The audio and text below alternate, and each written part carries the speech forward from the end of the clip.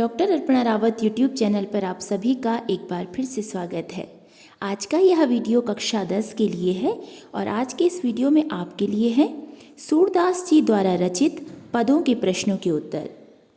पहला प्रश्न है, गोपियों द्वारा उद्धव को भाग्यवान कहने में क्या व्यंग्य निहित है? इसका उत्तर है, गोपियों द्वारा उद्धव को भाग्यवान कहने में यह व्यंग्य निहित है कि उद्धव वास्तव में भाग्यहीन है, जिसे कृष्ण के साथ रहते हुए भी कृष्ण से प्रेम नहीं हुआ। गोपियों ने उद्धव से कहा कि तुम श्री कृष्ण के साथ रहकर भी कृष्ण के स्नेह को नहीं पहचान पाए। तुम्हारी दृष्टि में वह गुण नहीं है जो श्री कृष्ण के सौंदर्य को देख पाए। तुम कृष्ण के प्रेम को नहीं पहचान पाए, इसलिए उनके प्रेम से अछूते हो।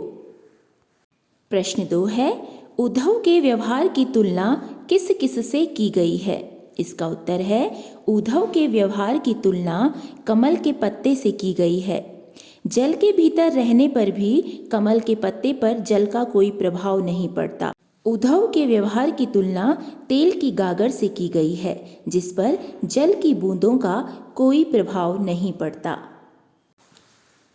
प्रश्न 3 है, गोपियों ने किन किन उदाहरणों के माध्यम से उद्धव को उलाहने दिए हैं? इसका उत्तर है, गोपियों ने उद्धव को कहा कि तुम उस कमल के पत्ते के समान हो, जल में रहते हुए भी जिस पर जल का प्रभाव नहीं पड़ता, अर्थात कृष्ण के साथ रहते हुए भी तुम कृष्ण प्रेम से अछूते हो।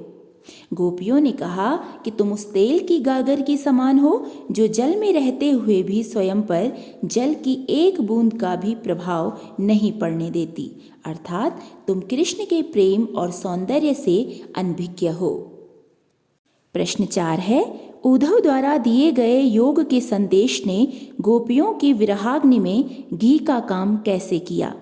इसका उत्तर है, गोपियां कृष्ण के विरह में व्याकुल और दुखी थीं।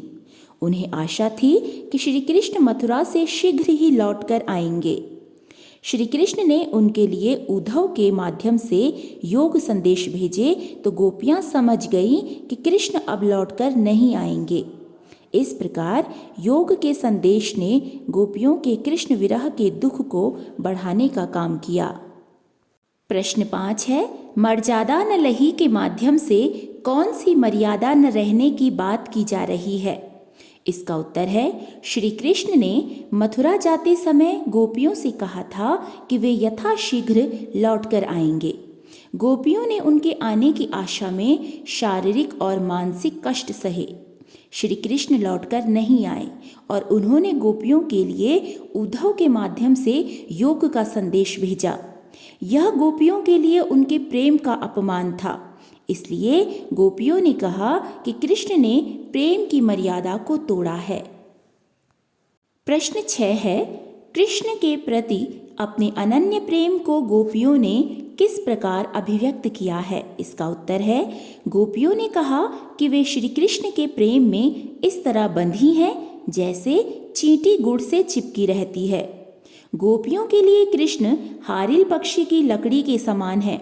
जिस प्रकार हारिल पक्षी अपने पंजों से लकड़ी को कसकर पकड़े रहता है, उसी प्रकार गोपियों ने भी कृष्ण को मन, कर्म और वचन से अपने जीवन में बसाया है।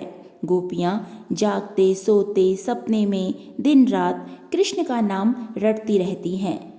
सबसे पहले मैंने कहा कि गोपियों ने कहा कि वे श्री कृष्ण के प्रेम में इस तरह बंधी हैं जैसे चींटी गुड़ से चिपकी रहती है।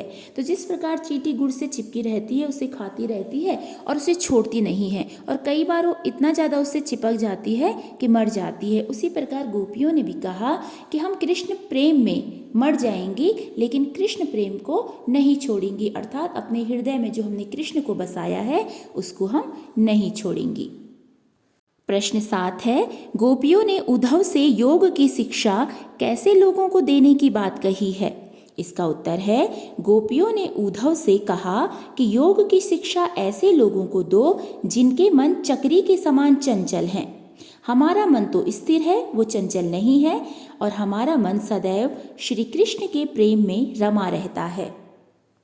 प्रश्न संख्या 8 है, प्रस्तुत पदों के आधार पर गोपियों का योग साधना के प्रति दृष्टिकोण स्पष्ट करें। इसका उत्तर है, इन पदों के आधार पर कहा जा सकता है कि गोपियों की योग साधना में कोई रुचि नहीं है। वे योग को ऐसी बीमारी कहती हैं जिसे उन्होंने न कभी देखा, न सुना और न ही अनुभव किया। योग उनके लिए कड़वी ककड़ी के समान है। गोपियाँ कृष्ण से प्रेम करती हैं और योग को बेकार की वस्तु समझती हैं। प्रश्न संख्या 9 है, गोपियों के अनुसार राजा का धर्म क्या होना चाहिए? इसका उत्तर है, गोपियों के अनुसार राजा का धर्म है कि वह अपनी प्रजा पर अन्याय न करे।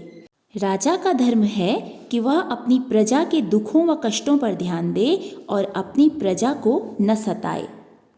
प्रश्न संख्या 10 है, गोपियों को कृष्ण में ऐसे कौन से परिवर्तन दिखाई दिए जिनके कारण वे अपना मन वापस पा लेने की बात करती हैं?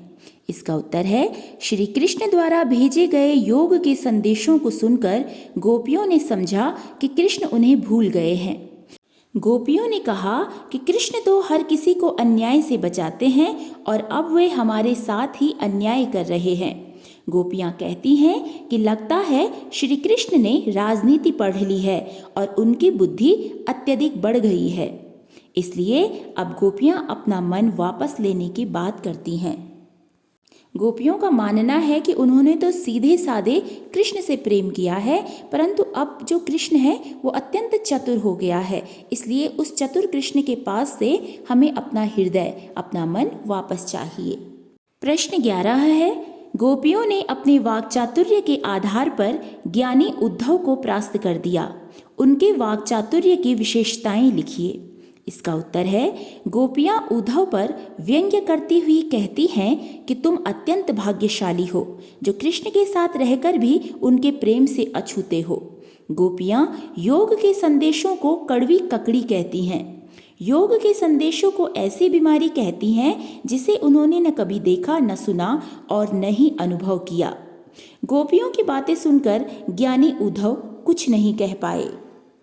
आप ये समझ सकते हैं कि गोपियों ने उद्धव के योग के संदेशों को सुना तक नहीं और उन्होंने कहा कि ये तो बेकार की चीज़ है, ये तो कड़वी ककड़ी के समान है, और उनकी बातों को अनसुना कर दिया और तर्क दे दिए कि ये अच्छी बातें नहीं हैं, ये तो बेकार की बातें हैं।